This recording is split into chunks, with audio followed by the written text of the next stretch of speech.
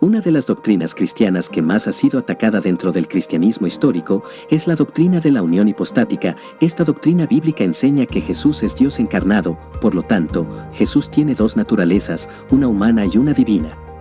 Jesús es tanto Dios como hombre. Por ejemplo, la página de apologética e investigación cristiana llamada MIAPIC la define de esta manera: la doctrina cristiana acerca de las dos naturalezas de Jesús se llama unión hipostática, es la enseñanza de que el Verbo divino de Dios se hizo carne y habitó entre nosotros.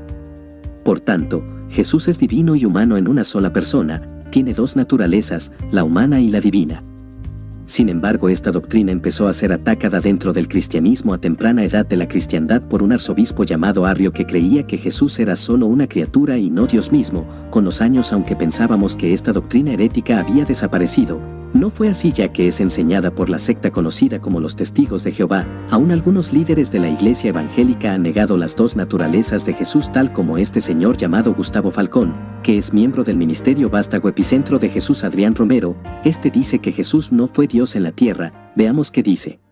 Y aunque Jesús tenía su objetivo, Jesús no dejaba de ser hombre. Quiero que ustedes entiendan que Jesús no fue Dios en la tierra, porque si no, no hubiera tenido chiste el sacrificio. Les dejo un punto teológico muy profundo explicado de la manera más sencilla del mundo.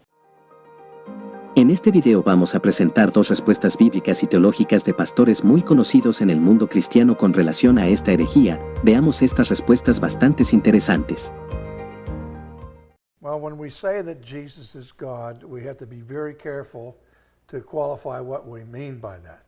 We mean, when we say that Jesus is God, that Jesus has a divine nature, but he also has a human nature. Obviously, his human nature is not a part of his deity. It's a manifestation of his humanity. Now, you have two problems when we deal with the whole question of the Trinity and the Incarnation. The classic explanation or formulation for the Trinity is this: that God is one in essence, but three in person. That is, the three persons of the Godhead, the Father, the Son, and the Holy Ghost. And they are all, as one essence, fully God, co-eternal, and co-substantial in terms of their power and dignity and their being. But in the Incarnation, you have just the opposite. Instead of one essence and three persons, you have one person with two essences, or two natures. And those two natures are the divine and the human. And we have to be very careful not to confuse the divine and the human natures of Jesus, because if we do that, what we end up with is a deified human, or a humanized deity, which in and of himself is neither really human or divine. And the church has had to wrestle with that in past ages, and that's why they're very careful to distinguish between the two natures of the human and the divine. And so when we say that Jesus was God, we don't mean that the whole of Jesus was divine, because the human nature was not divine. But he had a divine nature, and that's what we're saying when we say Jesus is God. We're saying that he is God incarnate, God united. Una de las verdades más importantes de la teología cristiana y una de las verdades más importantes que la mayor parte de los no cristianos no han entendido, por lo cual no entienden todavía la verdadera personalidad ni la naturaleza humana que Cristo tuvo, aunada a la naturaleza divina, es precisamente lo que se llama la hipostasis, que significa la unión de la naturaleza divina y la naturaleza humana de Jesucristo sin que se hayan mezclado. Esto es muy importante, es bastante profundo, pero Cristo era 100% como tú y como yo.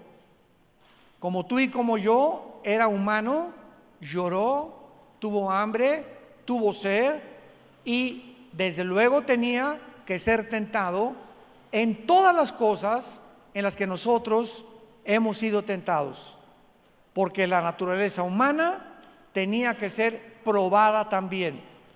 Y la naturaleza divina es porque Él era divino, Él era Dios. Pero al mismo tiempo que Él era Dios, allá en el cielo, el Padre y el Hijo estaban en el mismo lugar. En el principio era el Verbo era con Dios y el Verbo era Dios. Juan 1:1. Y cuando Jesucristo baja al mundo, sucede algo extraordinario, donde el Hijo no mantiene, ni tampoco discute, ni pelea quedarse en el nivel del Padre. Sin dejar de ser divino, se pone Él debajo del Padre, se somete al Padre para quedar bajo la voluntad del Padre, mientras mantenía su naturaleza humana para demostrarnos a nosotros que sus poderes divinos los ponía bajo el Padre para actuar bajo la voluntad del Padre, y nunca, mientras estuvo debajo del Padre, hizo su voluntad. Dice el capítulo 6 de San Juan: no he venido para hacer mi voluntad, sino la voluntad de Dios. Hace algún tiempo, un musulmán, estaba mi esposa y yo en una nación europea, y un taxista me dijo: quiero hacerle una pregunta.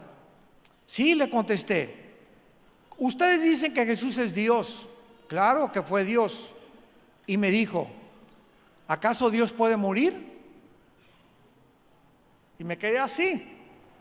Muy buena pregunta, porque ustedes dicen que es Dios, pero contésteme, ¿puede acaso morir? Porque si Dios muere, me contestó el musulmán, muy inteligente, se paralizaría el universo. Entonces, ¿cómo pueden ustedes sostener y decir que Jesús fue Dios y al mismo tiempo decir que murió Dios?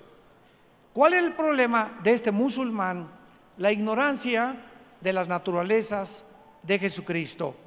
Y le dije, efectivamente, Jesucristo era Dios, pero también era hombre. Y la persona que murió en la cruz del Calvario no fue Dios, sino Jesucristo hombre. Dios puso en su naturaleza humana los pecados de todos nosotros, porque Dios no puede pecar.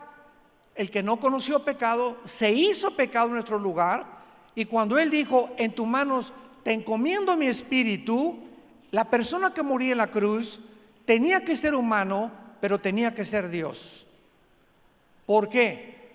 Porque un ángel no podía morir por nosotros, San Martín de Porres no podía morir por nosotros, Abraham no podía morir por nosotros, ningún papa podía morir por nosotros, porque todos los hombres hemos pecado y todos hemos sido alejados de la gloria de Dios.